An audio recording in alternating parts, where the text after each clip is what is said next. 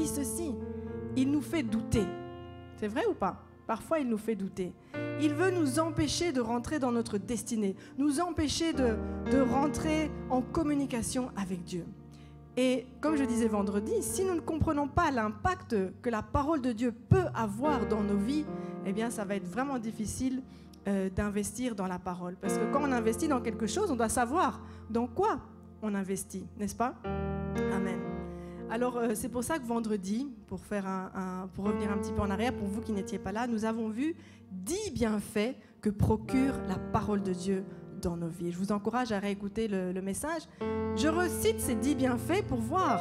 Il y en a bien sûr beaucoup plus, mais ce que nous avons vu vendredi, c'est que la parole de Dieu a le pouvoir de nous sauver.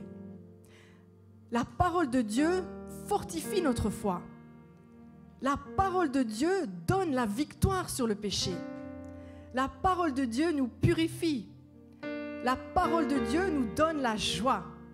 La parole de Dieu éclaire notre chemin. La parole de Dieu nous assure le succès. La parole de Dieu nous fait grandir spirituellement. La parole de Dieu nous guérit. Et la parole de Dieu nous réconforte. Et ça, c'est une petite partie de ce que la parole de Dieu peut faire dans nos vies. Et c'est important de dire que la parole de Dieu, c'est véritablement le seul livre au monde qui peut changer complètement la vie d'un homme et la vie d'une femme. Vous êtes d'accord avec moi? Oui. Et je pense que vous serez d'accord si je dis que dans cette vie, rien n'est vraiment stable. Il y a des piliers, des choses dans nos vies, on pense que c'est stable, on pense que c'est solide. Mais en vérité, il n'y a qu'une chose qui est stable dans nos vies, une chose qui va demeurer éternellement, c'est la parole de Dieu. Amen. Ça, c'est le pilier stable de nos vies. Alors, c'est un encouragement pour quelqu'un qui peut-être avait négligé la parole de Dieu dans sa vie. Aujourd'hui, ça va vraiment être un encouragement à rétablir la parole de Dieu au centre de nos vies. Parce qu'un enfant de Dieu doit construire sa vie autour de la parole. Je viens de dire que c'est un pilier, n'est-ce pas? Est-ce que vous avez déjà entendu cette expression « remettre l'église au centre du village » ? Je ne sais pas si les luxembourgeois, c'est une expression que vous avez entendue aussi, en Belgique en tout cas. On a une expression pour dire « remettre l'église au centre du village ». En fait, cette expression, elle signifie, parce qu'à l'époque, en Europe, l'église représentait des valeurs fortes, d'accord? Vous avez des églises partout où vous habitez. Je suis sûre que vous avez rue de l'église. Il y a toujours une rue de l'église. Au Luxembourg, il y a toujours une église. Parce qu'à l'époque, l'église représentait des valeurs fortes, de sorte que l'église était construite au milieu du village et maintenant, on construisait les maisons autour de l'église et pas l'inverse. Ce n'était pas d'abord les maisons et puis l'église. L'église était vraiment le centre. Alors cette expression « remettre l'église au centre du village » signifie en fait un retour à des valeurs qui ont été bafouées à un certain moment. Et c'est une image que je veux ici utiliser pour dire que cette église au milieu du village, eh bien, elle représente en fait la parole de Dieu. Elle représente la parole de Dieu, cette place centrale que la parole de Dieu doit occuper dans nos vies. Et en tant qu'enfants de Dieu, nous devons mettre la parole de Dieu au centre de nos vies. Et si nous l'avons négligé, il n'est pas trop tard. Si nous avons négligé notre investissement, notre lecture, notre méditation de la parole, il n'est pas trop tard pour la rétablir au centre de nos vies. Toute notre vie en tant qu'enfant de Dieu doit être construite autour de la parole. Elle doit être basée, fondée sur la parole qui est, comme je le disais, le seul pilier stable dans ce monde. Amen. Et il nous est raconté dans le livre de Néhémie, parce qu'aujourd'hui nous allons retourner dans l'Ancien Testament, et ça tombe bien parce que les Néhémies ont eu leur week-end le week-end passé, n'est-ce pas? Donc nous allons dans le livre de Néhémie, il nous est raconté justement l'histoire du peuple juif qui, pendant un long moment, avait négligé l'autorité de la parole. Et vous savez, lorsque la parole est négligée, lorsque l'autorité de la parole est mise de côté, vous savez, c'est le désordre. C'est le désordre, c'est la misère, c'est le péché qui prend le dessus. Même pour nous, lorsque nous nous sommes éloignés, lorsque nous avons pu avoir des moments de nos vies où nous nous sommes éloignés de la lecture de la parole, on voit que c'est le péché qui prend le dessus. On voit que c'est la tristesse. On voit que lorsque nous marchons loin de la parole, c'est le chaos dans nos vies. C'est vrai? Amen. Mais au travers de ce récit que nous allons voyager dans Néhémie 8 ce matin et toute la journée, nous allons voir comment rétablir la parole de Dieu au centre de nos vies. Et j'aime dire que c'est bon d'aller dans l'Ancien Testament. Vous savez pourquoi? Parce que tous les événements qui sont relatés dans l'Ancien Testament, ne pensez pas, c'est un encouragement en fait pour vous dire de lire la parole dans l'Ancien Testament, parce que c'est un encouragement pour nous, parce que tout ce qui est arrivé au peuple juif, c'est là aujourd'hui pour nous servir d'exemple. C'est là aujourd'hui pour nous enseigner. C'est là aujourd'hui pour nous faire grandir dans la foi. Amen. Et vous allez voir qu'en lisant l'Ancien Testament, vous allez être bénis, richement bénis. Et à l'époque, que ce soit dans l'Ancien Testament ou que ce soit aujourd'hui, eh bien, les hommes et les femmes ont toujours eu besoin d'avoir la parole de Dieu au centre de leur vie. Amen. Alors, l'audio, le passage de base aujourd'hui, c'est Néhémie chapitre 8, versets 1 à 12. Mais pour une meilleure compréhension, on lira juste le Néhémie 7, 73, juste avant. Donc Néhémie 7, verset 73. Et puis, on continue avec Néhémie 8, versets 1 à 12. Alors, comme vous le savez, j'aime bien toujours placer, un peu nous dire où est-ce qu'on est, parce que Néhémie, les hommes, je suis sûre que vous avez lu tout le livre de Néhémie et que vous savez exactement de quoi il parle. Mais nous tous, on n'a pas tous lu le livre de Néhémie. Alors, je voudrais juste nous remettre un petit peu dans le contexte, avant de lire la parole, à quel moment on se trouve. L'histoire se déroule en fait après la destruction de Jérusalem et de son temple, destruction par les Babyloniens. Je pense que vous connaissez. Et les Babyloniens avaient pris en exil un grand nombre de personnes du peuple juif. Et le livre de Néhémie va nous raconter en fait ce qui s'est passé une cinquantaine d'années plus tard, lorsque maintenant certains Israélites vont revenir à Jérusalem pour rebâtir le temple, d'accord, pour rebâtir la ville. C'est ce qu'on appelle, quand vous lisez, le retour de l'exil. Et rappelez-vous, pour les hommes, vous connaissez très bien l'histoire, rappelez-vous comment le roi Cyrus avait été poussé par Dieu pour autoriser les exilés à pouvoir retourner à Jérusalem pour reconstruire leur temple. Dieu l'avait utilisé. Et petite parenthèse, ça avait accompli la parole qui avait déjà été prononcée par le prophète Jérémie, selon laquelle les exilés reviendraient un jour à Jérusalem. Amen.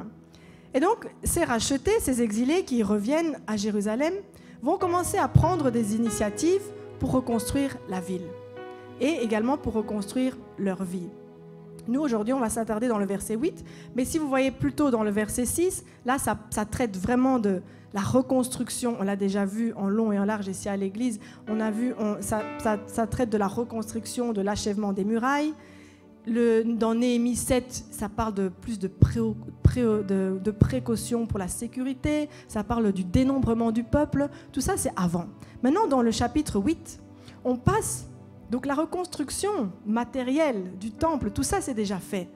Mais maintenant, on passe à la reconstruction du peuple. Amen. Les murailles, tout ça c'est reconstruit. Maintenant le peuple aussi doit se reconstruire. Et il va le faire comment ? En s'appuyant sur la parole de Dieu. Amen. Et vous connaissez Esdras, Néhémie, ce sont des noms que vous connaissez, ce sont deux personnages vraiment qui sont capitaux, cruciaux, parce qu'ils vont aider le peuple pour se relever spirituellement. Amen.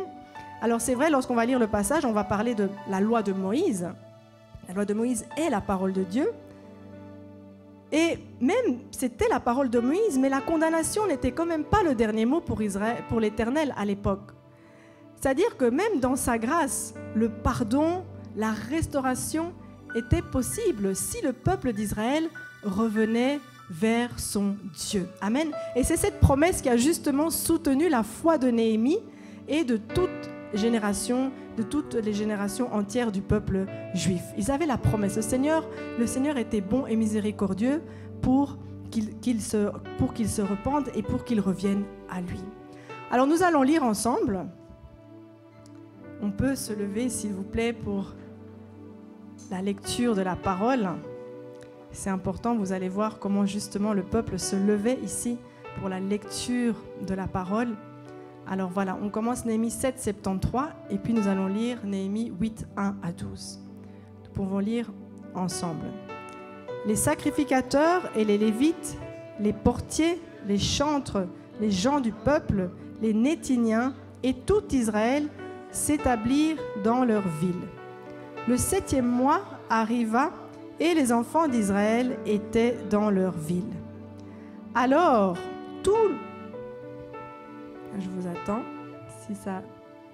Alors, tout le peuple s'assembla comme un seul homme sur la place qui est devant la porte des eaux. Ils dirent à Esdras, le scribe, d'apporter le livre de la loi de Moïse, prescrite par l'Éternel à Israël. Et le sacrificateur Esdras apporta la loi devant l'assemblée, composée d'hommes et de femmes et de tous ceux qui étaient capables de l'entendre. C'était le 1er jour du 7e mois. Esdras lut dans le livre depuis le matin jusqu'au milieu du jour, sur la place qui est devant la porte des eaux, en présence des hommes et des femmes et de ceux qui étaient capables de l'entendre. Tout le peuple fut attentif à la lecture du livre de la loi. Esdras, le scribe, était placé sur une estrade de bois dressée à cette occasion. Auprès de lui, à sa droite, se tenaient Matithia, Shema, Anadja, Uri, Ilkidja, Maaseja, et à sa gauche, Pédaja, Mishaël, Malkija, Hashum, Ashubadana, Zacharie, Meshulam. Esdras ouvrit le livre à la vue de tout le peuple, car il était élevé au-dessus de tout le peuple. Et lorsqu'il eut ouvert, tout le peuple se tint en place. Esdras bénit l'Éternel, le grand Dieu, et tout le peuple répondit en levant les mains, Amen, Amen. Et ils s'inclinèrent et adorèrent l'Éternel, le visage contre terre. Josué, Bani, Chérébia, Jamin, Akub, Shabetaï, Odija, Maïséja, Kelita, Azaria, Josabad, Anan, Pélaja et les Lévites expliquaient la loi au peuple et chacun restait à sa place. Ils lisaient distinctement dans le livre de la loi de Dieu. Ils en donnaient le sens pour faire comprendre ce qu'ils avaient lu. Néhémie, le gouverneur, Esdras, le sacrificateur, et le scribe et les Lévites qui enseignaient le peuple dirent à tout le peuple, « Ce jour est consacré à l'Éternel votre Dieu. Ne soyez pas dans la désolation et dans les larmes, car tout le peuple pleurait en entendant les paroles de la loi. » Ils leur dirent, « Allez, mangez des viandes grasses et buvez ce qui est doux, et envoyez des portions à ceux qui n'ont rien de préparé, car ce jour est consacré à notre Seigneur. Ne vous affligez pas, car la joie de l'Éternel sera votre force. » Les Lévites calmaient tout le peuple en disant, « Taisez-vous, car ce jour est saint. Ne vous affligez pas. » Et tout le peuple s'en alla pour manger et boire, pour envoyer des portions et pour se livrer à des grandes réjouissances, car ils avaient compris les paroles qu'on leur avait expliquées. Amen, amen, amen. Vous pouvez vous asseoir. Merci Seigneur, bénir ta parole. Prions Seigneur que tu nous parles encore ce matin au travers de cette parole, parce que tu es cette parole. Merci Seigneur encore d'ouvrir les cœurs de chacun d'entre nous afin que nous puissions saisir la pensée que tu as pour El Shaddai ce matin. Au nom de Jésus. Amen. Amen. Donc ce matin, nous allons voir, en fait, toute la journée, nous allons rester dans Néhémie. Mais ce matin, on va commencer une partie, on va continuer cet après-midi. Nous allons voir les étapes pour rétablir la parole de Dieu au milieu de nos vies. Amen. les étapes pour pouvoir rétablir la parole de Dieu au milieu de nos vies. Amen. Ce matin, nous verrons 3 étapes. Et cet après-midi, je vous encourage à rester. Nous allons continuer, toujours dans Néhémie, mais nous verrons les 3 étapes cet après-midi, la suite. À la lecture de ce passage, on voit que la première étape ici pour rétablir la parole de Dieu au centre de nos vies, c'est d'avoir soif et faim de la parole de Dieu. Est-ce que vous avez déjà expérimenté une véritable soif? Est-ce que quelqu'un ici a déjà été dans une situation, soit en Europe, en Afrique, où vraiment tu as une soif, cette soif-là? Moi, je me suis retrouvée, un jour, on est parti loin là, en Guyane française, sur une petite île. On avait mal calculé les bouteilles d'eau. On s'est retrouvés, littéralement, à attraper des noix de coco, à les couper pour boire un tout petit peu de jus, tellement qu'on avait soif. Cette soif-là, je l'ai déjà expérimentée. Vous savez, sans eau, sans nourriture, votre corps, à un moment, il ne peut pas vivre. On peut jeûner quelques semaines, mais à partir d'un moment, si votre corps n'a pas d'eau, eh bien, ça va être compliqué. Eh bien, de même, sans la parole de Dieu, notre esprit aussi se meurt. C'est ce que Jésus nous dit en Matthieu chapitre 4, verset 4, que l'homme ne vivra pas de pain seulement, mais de quoi? De toute parole qui sort de la bouche de Dieu. Amen. Donc, en ce qui concerne la parole, nous devons désirer la parole, garder à cette image, désirer la parole comme un homme assoiffé qui se dirige vers un puits. Gardez cette image, c'est comme ça que nous devons aller à la parole, parce que le monde ne pourra jamais vous rassasier. Le monde ne pourra jamais vous désaltérer totalement. C'est vrai ou pas? Et lorsqu'on revient dans notre histoire ici, dans Néhémie, comme je le disais, on voit que les murs ont été reconstruits, mais le travail n'est pas tout à fait terminé puisqu'il manque quelque chose de capital. Je le disais, c'était de rétablir maintenant la parole de Dieu au milieu de son peuple.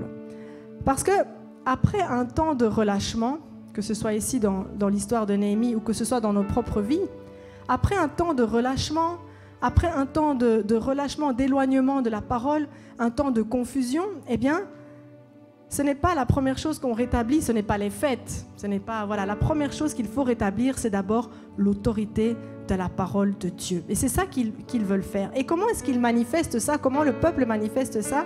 Eh bien, avec ce désir.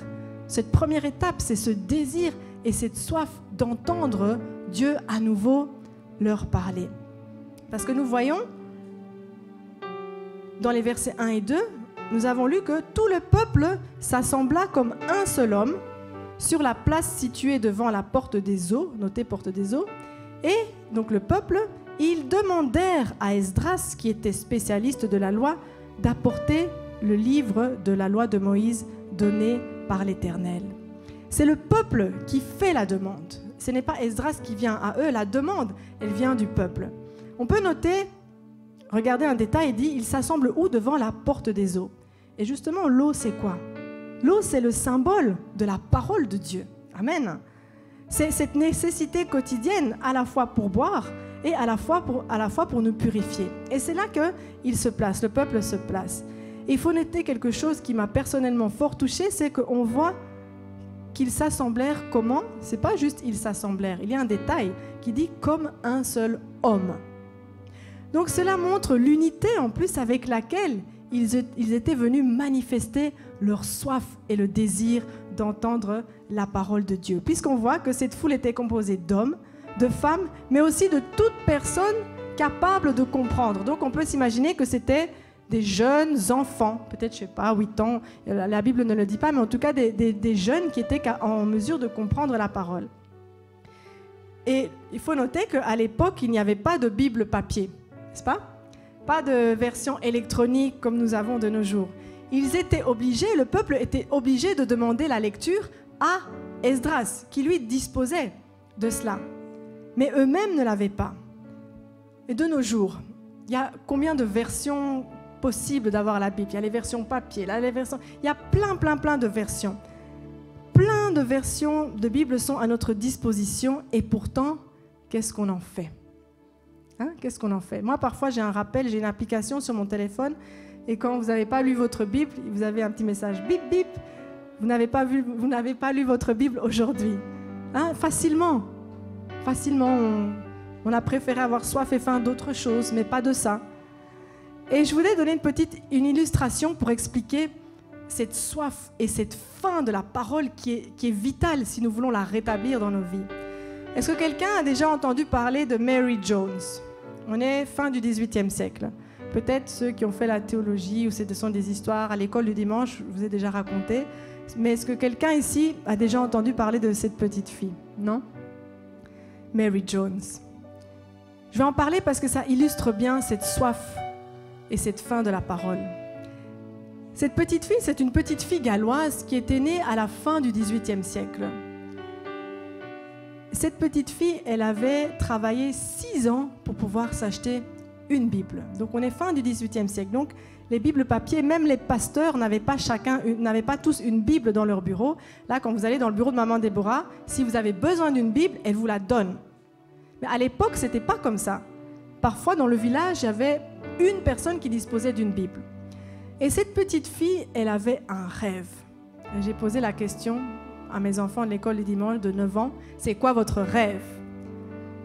J'ai eu des choses, je ne vais pas dévoiler ici, mais elle, cette petite fille, en tout cas son rêve, c'était d'avoir une Bible.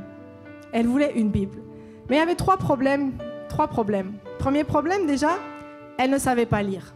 Parce qu'à l'époque, ce n'est pas tout le monde qui pouvait aller à l'école, ou il n'y avait parfois pas même d'école. Deuxièmement, les Bibles coûtaient très cher. Et puis troisièmement, il fallait, même si on avait l'argent, il faut encore savoir où aller. Alors première chose, elle a commencé à prier. Cette petite fille a prié pour pouvoir apprendre à lire, à écrire. Et Dieu a fait grâce, une école s'est ouverte. Une école s'est ouverte juste dans son village.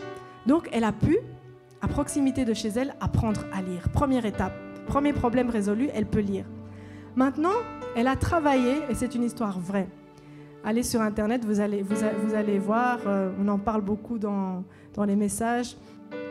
Cette petite fille a travaillé maintenant pendant 6 ans pour gagner de l'argent pour pouvoir acheter cette fameuse Bible.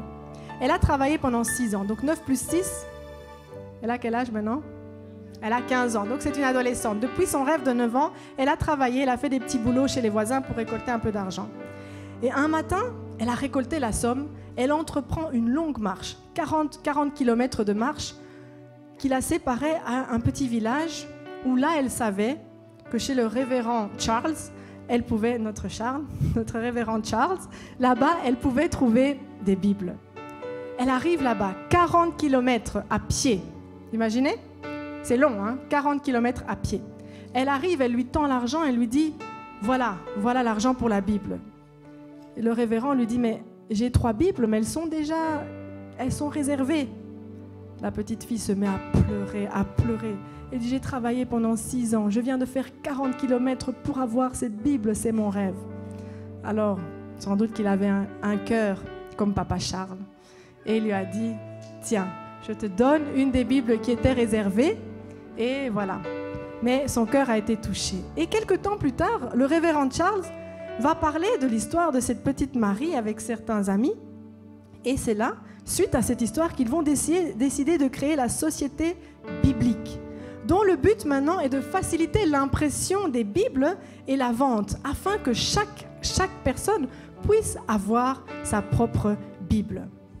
Et 100 ans plus tard, après cette histoire, on voit que la Bible avait déjà été traduite en plus de 524 langues et on voit que plus de 2 millions de Bibles avaient maintenant été distribuées. Et ça, ce n'était que le début. Est-ce que ce n'est pas une magnifique illustration? Cette petite fille qui elle désire avoir sa Bible, elle désire pouvoir lire, avoir sa propre Bible pour pouvoir rentrer en connexion avec Dieu. Et on a parlé je parle de faim et de soif, comme cette petite fille, la faim et la soif de la parole. Et donc cette première étape d'avoir faim et soif de la parole, afin que nous puissions véritablement rentrer en contact avec Jésus qui est le pain. Il est le pain qui va nous donner la vie éternelle. Amen. Cette vie qui va se prolonger jusque dans l'éternité, c'est Jésus-Christ. Amen. Jésus, dans Jean chapitre 6, verset 35, nous dit, Jésus leur dit, « Je suis le pain de vie. Celui qui vient à moi n'aura jamais faim. » Dans Jean chapitre 6, verset 51, que nous avons lu vendredi, il dit, « Je suis le pain vivant qui est descendu du ciel. Si quelqu'un mange de ce pain, il vivra éternellement. » Et c'est ce que je disais vendredi, que certains n'ont pas considéré ces paroles lorsque Jésus s'est présenté comme la vie éternelle. Certains, pour eux, cette parole était trop dure et ils ont même abandonné Jésus. Et c'est là que Jésus va se retourner vers ses disciples et il va leur dire, « Et vous, vous ne partez pas ?» Et qu'est-ce que Simon-Pierre va lui répondre? « Seigneur, où irions-nous? Tu as les paroles de la vie éternelle. » Amen. Et vous savez, dans notre vie chrétienne, le manque de soif, le manque de faim de la parole de Dieu peut être un obstacle. Parce que le problème, ce n'est pas Dieu. Dieu veut toujours nous parler. Le problème, c'est nous. Le problème, c'est notre manque de soif. C'est pour ça que c'est important de comprendre l'impact que la parole de Dieu peut avoir dans nos vies. Parce que lorsque nous goûtons à un bon plat, eh bien, on en demande encore et encore jusqu'à être rassasié. Amen. Et je voudrais encourager ici les parents à transmettre cette soif et cette faim de la parole de Dieu à vos enfants. Et comment vous pouvez la transmettre? Eh bien déjà, en soyant vous-même un exemple. Vous arrêtez tout à la maison et vous prenez le temps pour lire, pour méditer la parole, papa et maman ensemble. Au début, peut-être qu'ils vont juste regarder et puis peu à peu, vous les introduisez avec vous. Vous les introduisez avec vous. Et ils vont commencer eux aussi à prendre goût à la parole, à la parole de Dieu. Mais il faut qu'ils vous voient avoir faim et soif de la parole. Amen. Je voudrais également encourager, peut-être qu'il y a des personnes ici ou des personnes qui nous regardent, vous avez une Bible, mais pour vous c'est juste un livre d'histoire, ça ne vous dit rien. Vous avez une toute petite faim, vous avez un peu envie quand même d'aller voir qu'est-ce qui se passe dans ce livre. Eh bien ce matin, c'est un encouragement si quelqu'un m'entend. Eh bien, ouvre cette Bible. Ouvre cette Bible parce qu'elle est vraiment, c'est pour ton salut. Et vous savez, lorsque nous avons aussi des nouveaux convertis, il faut les encourager à lire la parole. C'est important pour nous en tant qu'Église, lorsque nous avons des personnes qui se convertissent, qu'il faut les garder. La flamme doit être là, la foi doit rester. Eh bien, nous devons les encourager à faire quoi? À lire la parole. Amen. Parce que c'est cette parole qui va nous faire grandir. Elle est comme ce nouveau-né qui désire du lait, ce lait qui va lui permettre de grandir. Eh bien, nous aussi, surtout les nouveaux convertis au début, ils ont besoin de lire cette parole afin de les fortifier. Et le Seigneur va les guider dans la voie. Et vous savez, nous, en tant que chrétiens, parfois, au fur et à mesure qu'on avance, cette foi, cette faim et cette soif de la parole, elle peut diminuer. C'est vrai ou pas? Elle peut diminuer. Mais c'est un encouragement ce matin. Un encouragement ce matin à cette première étape. Personne ne pourra le faire avec toi. Cette faim et cette soif, quand tu as faim et soif, ce n'est pas ton voisin qui a faim et soif. C'est toi qui as faim et soif. Donc, cette première étape pour rétablir la parole de Dieu, reprenez vos Bibles, ouvrez vos Bibles. S'il y a de la poussière dessus, enlevez-les, nettoyez-les, mais au moins manifestez au Seigneur, comme ce peuple qui est venu demander la lecture de la parole. Venez avec soif, venez vraiment comme cet homme qui court auprès d'une source d'eau. Nous devons venir comme ça à la parole de Dieu. Amen. J'aime le psaume 63, verset 2 qui nous dit « Ô Dieu, tu es mon Dieu, je te cherche, mon âme a soif de toi. Mon corps soupire après toi dans une terre aride, desséchée et sans eau. » Amen. Peut-être que certains d'entre vous, vous êtes comme ça en ce moment. Vous êtes comme cette terre sèche, comme cette terre aride, et vous avez besoin d'eau, vous avez besoin d'être hydraté, vous avez besoin de l'eau, de la parole du Seigneur. Eh bien, la première étape, c'est de manifester cette soif et cette faim de la parole de Dieu. Repensez à cette petite fille qui a travaillé pendant 6 ans pour pouvoir s'acheter une Bible. Amen. La deuxième étape pour rétablir la parole de Dieu au centre de nos vies, c'est d'apprendre à avoir du respect pour la parole de Dieu. Je répète, avoir du respect pour la parole de Dieu. Le respect, le dictionnaire nous dit que c'est un sentiment qui porte à accorder à quelqu'un de la considération en raison de la valeur qu'on lui reconnaît. De la considération. Est-ce que vous trouvez que nous sommes à une époque où les jeunes et les moins jeunes accordent encore de la considération aux Écritures? Je me pose la question, mais je ne sais pas. Est-ce que vous trouvez que on y attache encore, est-ce que le monde y attache encore, parce qu'on parlait tantôt de l'Église où il y avait des valeurs fortes, mais de nos jours, non, il n'y a plus de considération.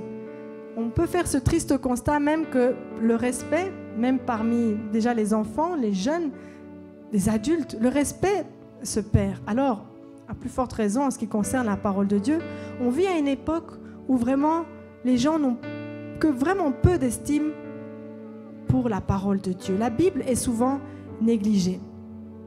Mais pourtant, la Bible est différente, comme je le disais tout à l'heure, elle est différente de tous les autres livres que vous pouvez lire sur cette terre. Parce qu'elle n'est pas un simple livre d'histoire qui relate l'histoire du peuple d'Israël ou qui présente, non, Jésus-Christ. La Bible n'est pas un livre ordinaire, mais la Bible, elle est la parole inspirée de Dieu. Amen. Elle est la parole inspirée de Dieu dans laquelle il va nous révéler sa volonté pour nos vies. Donc ce n'est pas un livre ordinaire. C'est Dieu lui-même qui parle au milieu de sa parole. Et dans notre passage, dans Néhémie, le peuple, lui, a compris. Le peuple est conscient que c'est Dieu qui parle au travers de cette parole, et c'est ça qui va les pousser à manifester ce respect au moment de la lecture de la parole. Ils ne le font pas juste par réflexe. Non, ils comprennent que c'est Dieu ici qui parle. Et nous le voyons au verset 5 dans notre passage.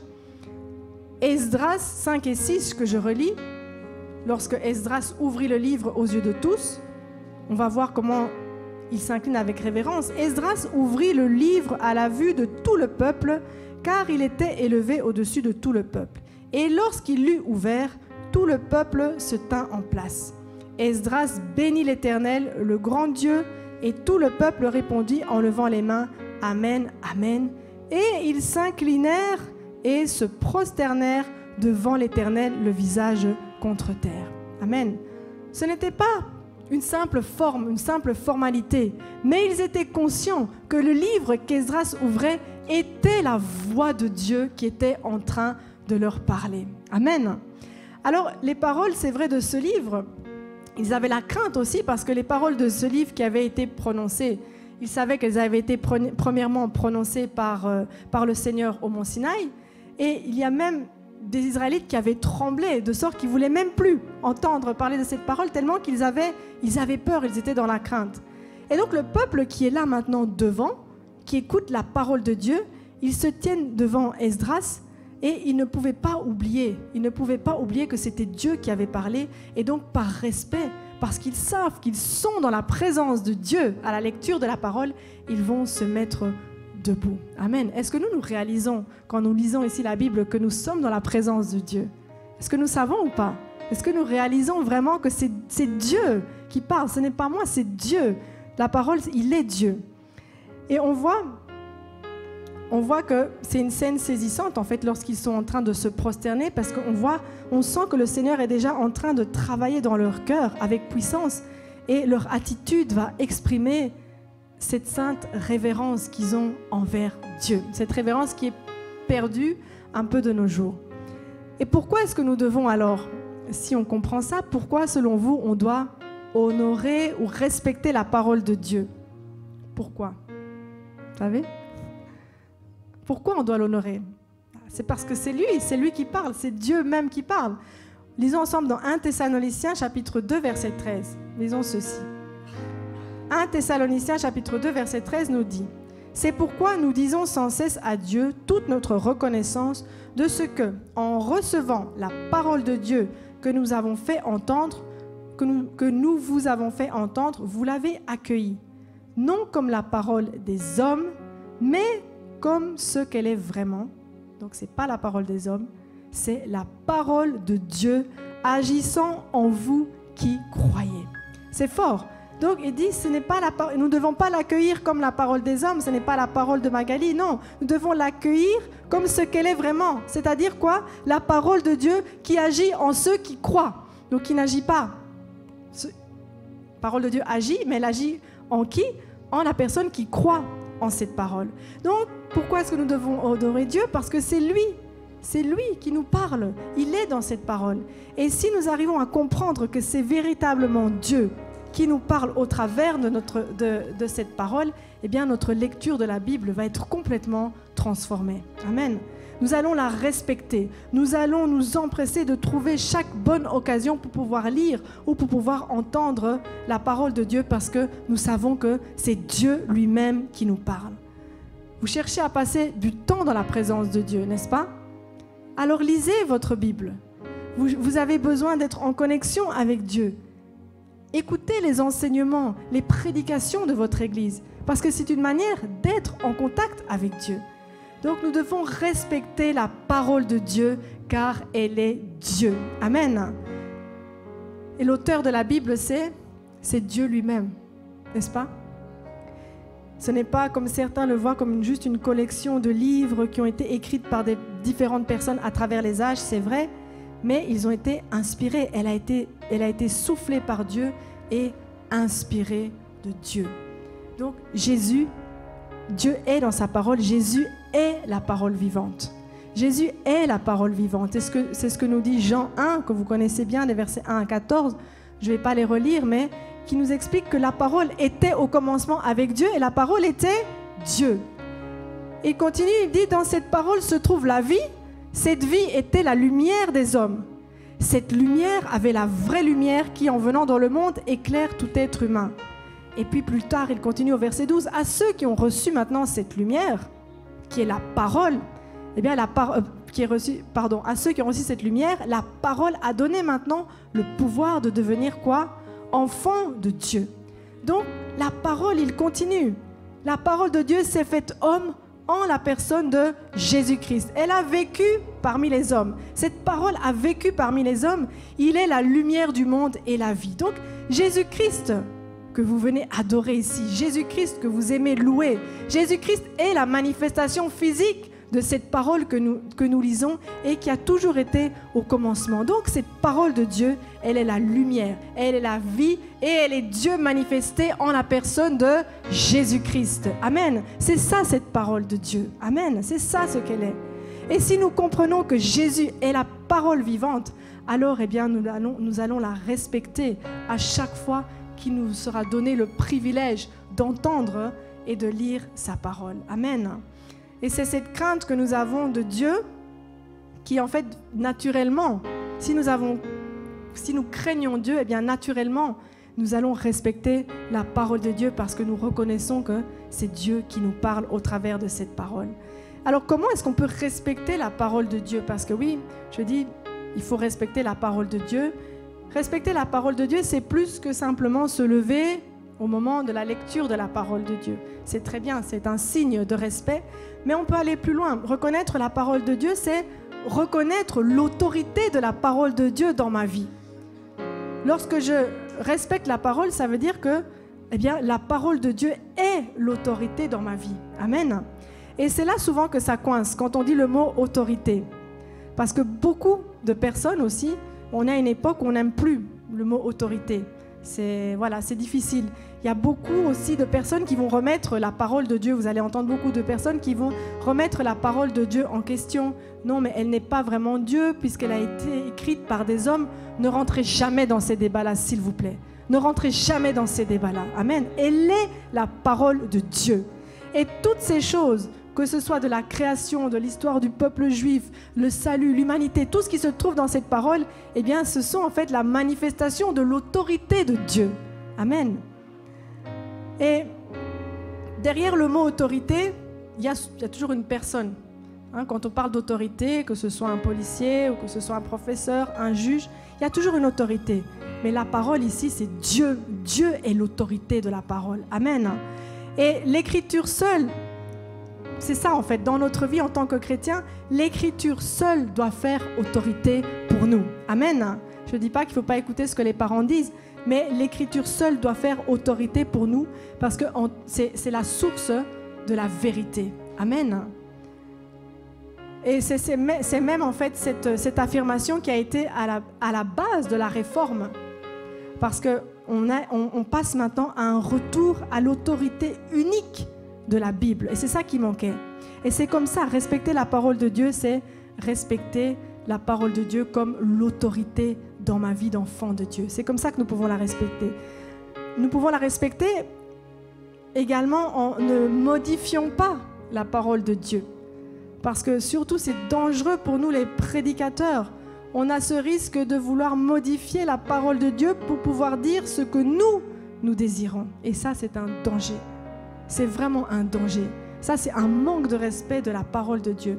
Parce que c'est tout le sujet de la prédication expositoire, l'homilétique qu'on a vu, c'est dire ce que le texte dit et pas de l'imposition qui est faire dire au texte ce qu'il ne dit pas.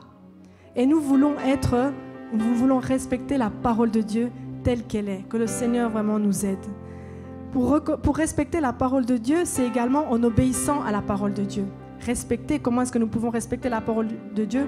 En nous soumettant à cette parole de Dieu.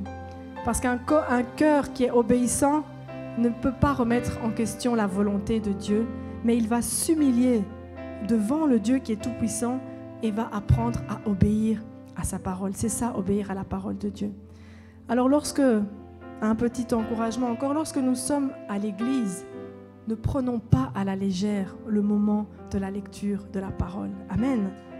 Ne prenons pas ce moment à la légère, mais apprenons à respecter la parole de Dieu, parce que c'est une étape importante si nous voulons vraiment rétablir la parole de Dieu dans nos vies. Essayons, lorsque nous écoutons un message, de ne pas nous focaliser sur le canal qui apporte la parole, mais réaliser que c'est une grâce, que c'est un privilège que vous avez ce matin d'entendre la parole de Dieu, parce que c'est lui-même ce matin qui s'adresse à vous et il mérite le plus grand respect. Amen. Amen, amen. Alors, la troisième étape pour rétablir la parole de Dieu dans nos vies, nous avons vu la première étape, c'est d'abord de manifester cette soif, cette faim de la parole. La deuxième étape, c'est de manifester le respect pour cette parole de Dieu qui est Dieu. Et la troisième étape, c'est de disposer nos cœurs. Nous devons disposer nos cœurs à l'écoute de la parole de Dieu. Amen. Disposer nos cœurs. On procède par étapes dans notre passage, puisqu'on voit qu'au début, comme je l'ai dit, on voit le peuple qui demande la lecture de la parole, ils ont faim et soif. Ensuite, on voit qu'ils sont conscients que c'est Dieu qui parle, ils se prosternent en signe de respect. Ensuite, maintenant, on voit qu'ils sont maintenant prêts, les cœurs disposés à écouter ce que Dieu a à leur dire. Et c'est ce que le verset 3 nous dit. Esdras a lu dans le livre depuis le matin jusqu'à la mi-journée sur la place qui fait face à la porte des eaux en présence des hommes et des femmes, de ceux qui étaient en âge de comprendre. Le peuple tout entier, ici c'est le moment qui nous intéresse, le peuple tout entier s'est montré, comment? Attentif à la lecture du livre de la loi. Attentif pendant longtemps, puisqu'on voit que Esdras a lu la parole, on nous dit depuis l'aube jusqu'à midi. Donc depuis l'aube jusqu'à midi, les femmes, les enfants et les hommes qui étaient là ont écouté la parole attentivement. Ce n'était pas une écoute passive, comme parfois nous pouvons avoir. Et parce que justement le peuple était attentif à sa parole, parce que oui, le peuple était attentif, eh bien c'est pour cela que la parole a pu travailler en eux. Parce que la parole de Dieu, elle est vivante. La parole de Dieu, elle est efficace, mais elle doit rencontrer un cœur qui est disposé. Amen. Et on voit que tout le peuple va pleurer en entendant la parole de la loi. Ils vont pleurer. Dieu est sensible au cœur qui écoute. Parce qu'ils avaient ce cœur disposé, ce cœur sensible, eh bien, Dieu aussi les a répondu en leur parlant Parce que nous savons qu'il n'y a que Dieu qui peut sonder les cœurs. Mais maintenant, face à cette parole, face à la parole que nous recevons, nous pouvons avoir deux attitudes. Soit c'est écouter la parole de Dieu sans avoir un cœur disposé, ou écouter la parole de Dieu avec un cœur disposé. Et ça, maman Déborah ne pourra pas le voir. D'ici, je ne peux pas le voir. Il n'y a que Dieu, ce matin, qui voit dans cette salle qui est attentif avec un cœur disposé et qui est attentif avec un cœur qui n'est pas disposé. Parce que lorsque nous écoutons la parole de Dieu sans avoir un cœur disposé, ça veut dire que notre cœur est fermé. Notre cœur, on est là, on écoute, mais notre cœur est hermétique. C'est comme si on écoutait la parole de Dieu avec un gilet pare-balles. Imaginez, voyez l'image. Vous êtes là, mais vous avez un gilet pare-balles autour du cœur parce que vous voulez être sûr que cette parole, elle ne vous transperce pas. C'est comme ça quand on n'a pas un cœur disposé. Dieu ne peut pas pénétrer dans notre cœur. Parce que le contraire de attentif, c'est distrait, étourdi, inattentif, négligent. Et est-ce que ce n'est pas comme ça parfois que nous sommes lorsque nous écoutons la parole? Si, hein? Mais lorsque nous ne sommes pas attentifs, eh bien, nous fermons notre cœur à la parole de Dieu. Et le Seigneur pourra difficilement vous transformer si nous ne sommes pas attentifs à ce qu'il veut te dire.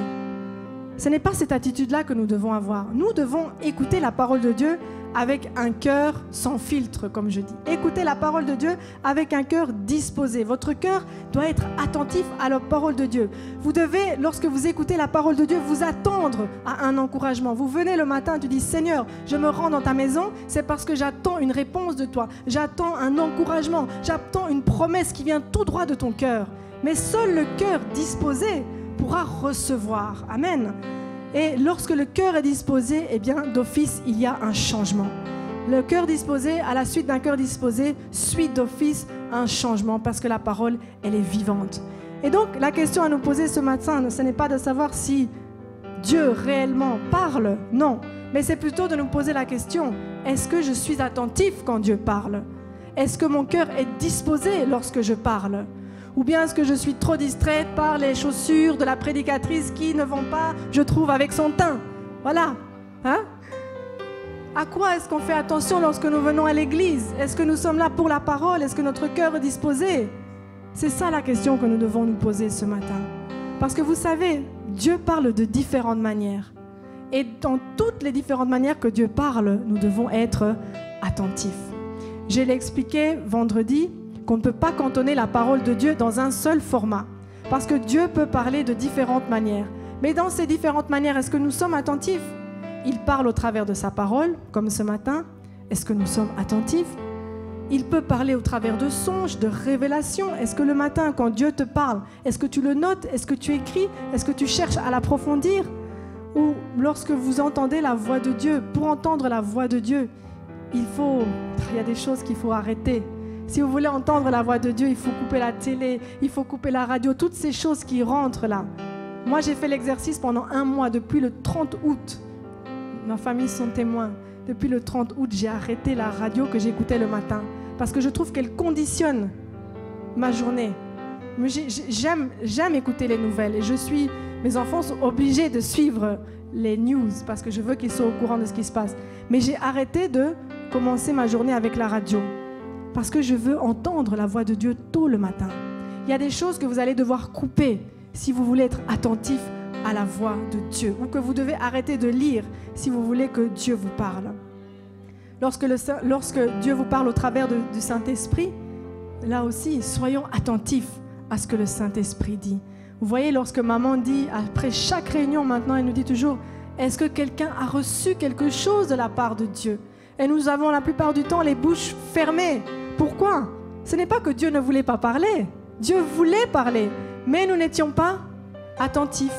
Le cœur n'était pas disposé. Amen. Donc que le Seigneur nous aide. Vraiment que le Seigneur nous aide. Et parce que nous avons tellement de raisons de vouloir entendre Dieu nous parler.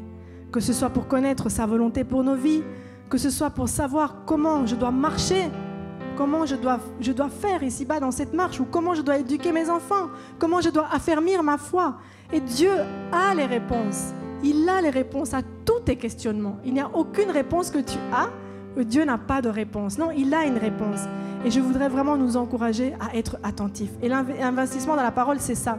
De la même manière que personne ne peut avoir faim et soif de la parole à ta place, personne ne peut être attentif à ta place. On peut venir, personne, moi je ne peux pas savoir ici qui est attentif à la parole de Dieu, on ne peut pas. Mais c'est un encouragement ce matin. Si tu veux entendre Dieu te parler, répondre à tes questionnements, alors sois attentif, que ton cœur soit disposé. Et ne pense pas que Dieu va te parler. Ne sois pas focalisé en disant « Le Seigneur va me parler uniquement de cette manière ». Non, le Seigneur peut utiliser une sœur pour te parler. Il peut utiliser même un enfant. Mais attention, cela doit toujours être conforme à l'autorité de la parole de Dieu. Amen. N'écoutez pas ce qui est dit en dehors de la parole de Dieu. Amen. Alléluia. Alors nous voulons bénir le Seigneur. Disposer nos cœurs à l'écoute de sa parole, c'est vraiment une étape importante dans ce processus de rétablir la parole de Dieu au centre de nos vies. Et ce matin, nous voulons vraiment lui demander qu'il ouvre nos cœurs. Parce que parfois, nous pouvons être bien disposés à vouloir l'entendre, mais c'est le Seigneur qui doit ouvrir nos cœurs. De la même manière qu'il l'a fait dans la vie de Lydie, afin qu'elle soit attentive à ses paroles. Vous connaissez Lydie? Lorsque, dans Acte 16, verset 14, l'une d'elles, nommée Lydie, marchande de pourpre de la ville de Thyatire, était une femme craignant Dieu. Et elle écoutait. Elle écoutait, comme nous, disposée. Mais la suite, le Seigneur lui ouvrit le cœur pour qu'elle fût attentive à ce que disait Paul. Ça ne suffisait pas juste d'écouter. Il fallait que le Seigneur lui ouvre le cœur. Et c'est lui seul, le Seigneur, qui peut ouvrir nos cœurs afin que nous soyons attentifs à ce qu'il veut nous dire. Donc nous devons lui demander constamment qu'il ouvre notre cœur. Parce que nous devons lui demander parce que la parole, c'est pour notre salut, c'est pour notre bien, afin que nous puissions persévérer dans la foi, afin que nous puissions marcher dans sa volonté. Alors voilà le message pour ce matin. C'est un encouragement pour chacun d'entre nous. Si nous avions négligé la lecture de la parole, ce n'est pas trop tard. Ce n'est pas trop tard. Manifeste, montre d'abord au Seigneur cette soif, comme le peuple d'Israël ici a manifesté sa soif. Même si ça a été le chaos, même si tu as vécu longtemps dans le chaos, dans le désordre, dans le péché, eh bien, demande pardon au Seigneur et retourne. Même si c'est une toute petite soif que tu as, même si c'est 2 versets que tu lis par jour au début, eh bien, ça va commencer. Comme on dit, l'appétit vient en mangeant. Amen. Donc, reprenons la parole du Seigneur. Et deuxièmement, nous avons vu la deuxième étape, c'était... Voilà. Apprenons à respecter la parole de Dieu. Lorsque tu lis la parole de Dieu, lorsque tu l'ouvres, ne la néglige pas. Parce que c'est Dieu qui parle. C'est Dieu qui parle. C'est Jésus-Christ lui-même qui parle. Et la troisième étape, que nous ayons des cœurs attentifs, disposés. Parce que sans cela, pas des corps avec un gilet pare-balles où la parole ne peut pas pénétrer. Mais demandons que le Seigneur nous ouvre le cœur. Amen.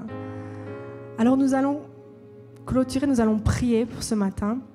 Et cet après-midi, on va rester dans le livre de Néhémie et on va voir la suite des étapes. Parce qu'il y a encore des étapes. Ce n'est pas tout si nous voulons rétablir la parole de Dieu dans nos vies. Là, c'est que le début. Il y a encore des choses que nous devons faire. Alors je vous encourage si vous ne pouvez pas venir, à écouter la suite du message. Mais ce matin, nous allons prier. Nous allons prier. Pouvons nous lever. Nous allons prier afin que la parole, l'autorité de la parole, eh bien, revienne ou soit rétablie dans nos vies. Qu'elle soit rétablie dans nos vies, que nous ayons goût à la parole de Dieu. Ma prière, c'est réellement que lorsque vous rentrez chez vous, vous avez envie d'une chose seulement, c'est de passer du temps dans la présence de Dieu. Et comment vous allez le faire? En méditant, en lisant la parole de Dieu. Parce que vous avez compris que non, ce n'est pas... C'est pour moi, c'est pour vous, c'est pour votre salut, c'est pour chacun d'entre nous. Et nous avons tous des questionnements, nous avons tous des interrogations et nous avons tous besoin de conseils. Eh bien, ces conseils se trouvent dans la parole. Alors, prions ensemble que le Seigneur nous ouvre les oreilles, nous ouvre les cœurs, afin de pouvoir recevoir ce qui a été semé ce matin au nom de Jésus.